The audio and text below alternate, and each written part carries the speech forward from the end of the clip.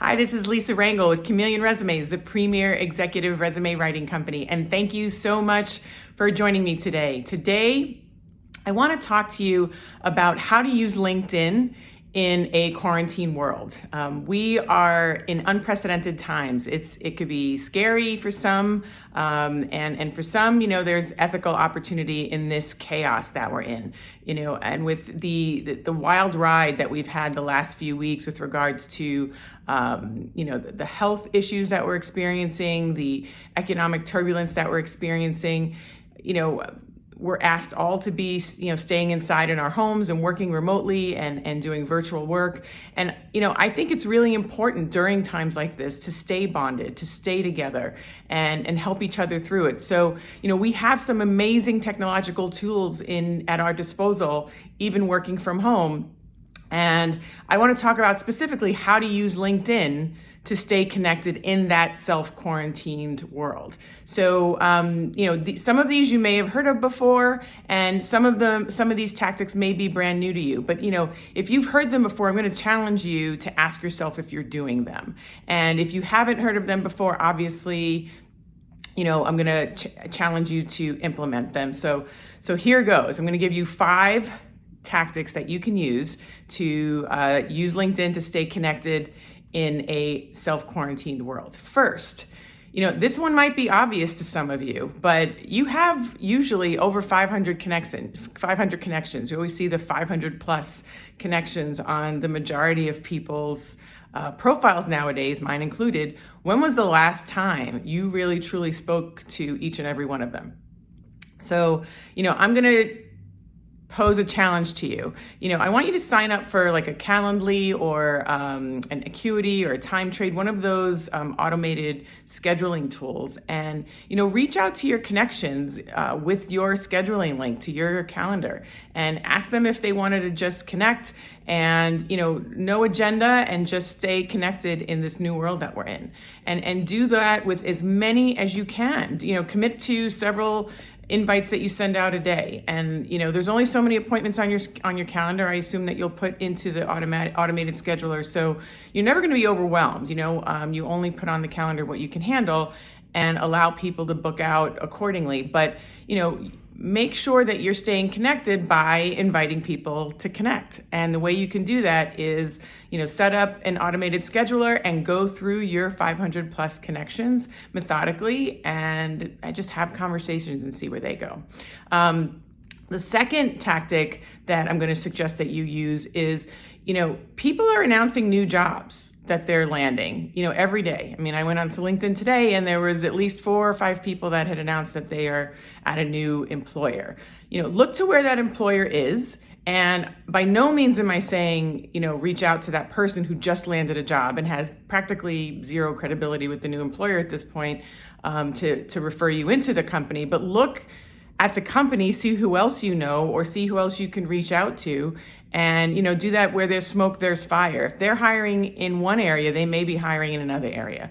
So use it as research, and I wouldn't necessarily ask for a referral from that newly hired person. But again, where there's smoke, there's fire, and do your homework and try to get an inroad elsewhere.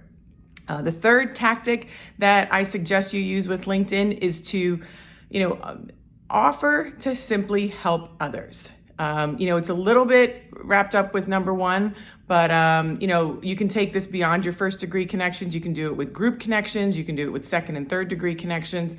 But reach out to individuals using the research from LinkedIn. You might email them directly if they're a second or third degree connection, if you can figure out their email address.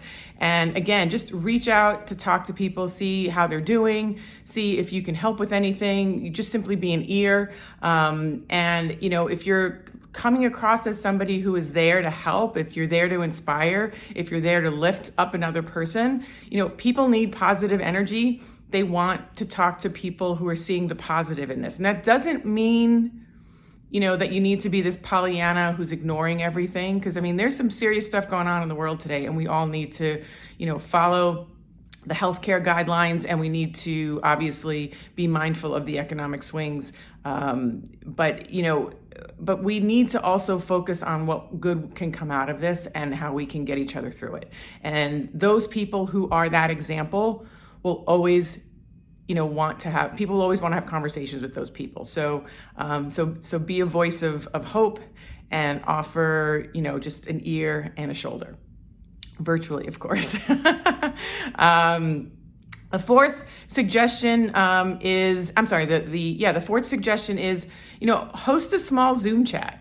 If you have Zoom or Skype, whether you're talking to people via video one-on-one, but even invite a small group to chat. There's so many technologies now that allow you to do that. You can do, GoToMeeting, you can do Microsoft Teams, you can do Zoom is one that I use. That's why I said that first.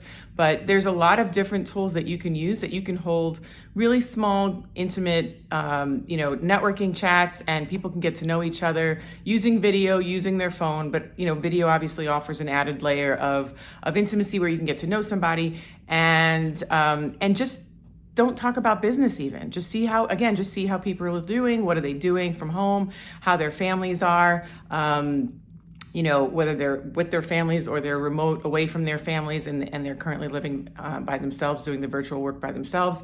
Just explore and get to know people and help each other through it. But again, you can be the host of those Zoom chats and just invite people that you think would be great to get together on a call. And then the fifth tactic that you can do, which kind of goes along with number 4, is, introduce people. See, this is, I call it the Joe meet Lisa, Lisa meet Joe email when I'm asking for people to, if they're introducing me to someone or if I'm introducing them to someone. But I would suggest that you can do email introductions where you say awesome things about each person and why they should talk and you're connecting with them. And I've been doing this for years, at least since my recruiting days, 10, 11 years ago. Put people together that should know each other. I love putting good people together. You just see what magic they do together, and it's awesome, and how they help each other or how they then introduce to more people, and it's awesome. So I would just introduce 2 people through an email introduction and just see where it goes. So those are my 5 ways that you can use LinkedIn. You can also obviously introduce them on LinkedIn messaging as well.